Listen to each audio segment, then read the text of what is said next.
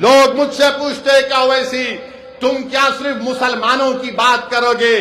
नहीं, मुसलमान की बात इसलिए करता हूं, दलित की बात इसलिए करता हूं कि सबसे ज्यादा जुल्म उन पर होता है।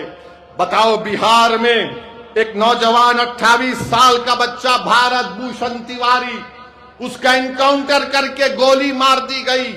वो सरेंडर किया अपने आप को पुलिस के सामने। अखबार हिंदू की रिपोर्ट है कि पुलिस वालों ने घेरा लेकर उसको 2 गोली मारी।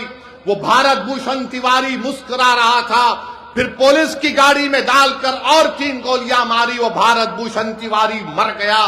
उसके लिए मैंने आवाज उठाई।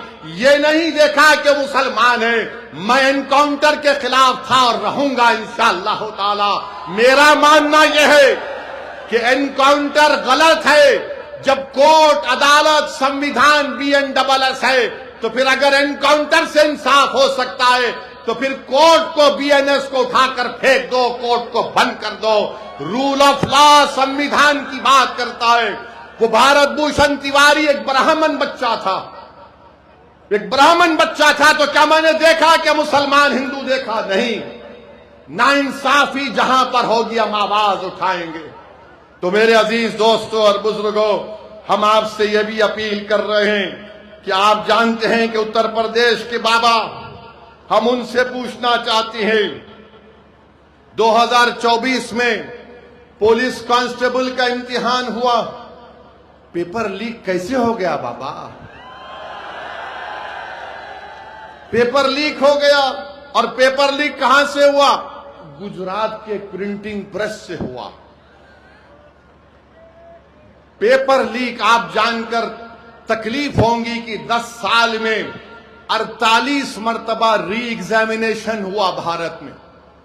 10 साल में 48 मरतबा और 89 मरतबा पेपर लीक हुआ है। 56 इंच का सीना देश के प्रधानमंत्री का, मगर उसमें से भी पेपर लीक हो जा रहा है।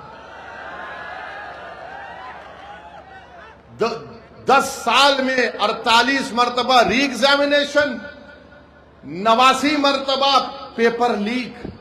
महाराष्ट्र में टीचर्स का इम्तिहान पेपर लीक। माने बताओ ये लीक कैसे हो रहा है? अब हद तो ये हो गई। आप देखिए कि फिर दोबारा इम्तिहान हुआ। 28 लाख बच्चे इम्तिहान लिखे। कितने पोस्ट के लिए? कुछ 26,000 या 30,000 पोस्ट के लिए। मैं उन बच्चों से पूछना चाहता हूं, तुम नफरत करना चाहते ना, करो हमसे नफरत, मगर ये तो बताओ कि 11 साल में तुमको क्या मिला सिवाय नफरत के?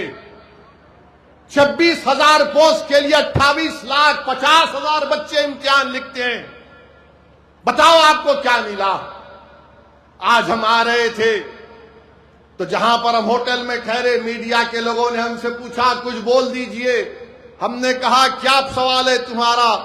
तो कहा वो चंदा चोरी पे कुछ बोल दीजिए, चंदा चोरी पे कुछ बोल दीजिए। मुझे याद है कि सुप्रीम कोर्ट ने अपने जजमेंट में कहा था कि 6 दिसंबर 1992 को जो हुआ वो एग्रेगियस एक्ट है। ये सुप्रीम कोर्ट ने कहा था। अब मुझसे पूछा गया कि बताओ आप इस पर आप क्या कहेंगे? तो मैंने इतना ही कहा, अगर ट्रस्ट में गलती हो गई, उस ट्रस्ट में एक मुसलमान को तुम मेंबर बना लेते और बाद में जब ये घोटाला सामने आया तुम उस मुसलमान को ले जाकर एनकाउंटर कर देते, बुलडोजर से उसका घर तोड़ देते, केस क्लोज्ड। चंपक तो मजे में है, चंपक अभी पूरे चंपक मजे में है। आप बताइए क्या हो रहा है? क्या हो रहा है बताइए आप? किसका घर नहीं तोड़ा जा रहा है? जिनको गिरफ्तार किया गया उनको पुलिस कस्टडी भी नहीं ली जाती। अब शायद आज के बाद, मेरे बोलने के बाद शायद कल पुलिस कस्टडी ले लेंगे। बताओ आज क्या हो रहा है उत्तर प्रदेश में?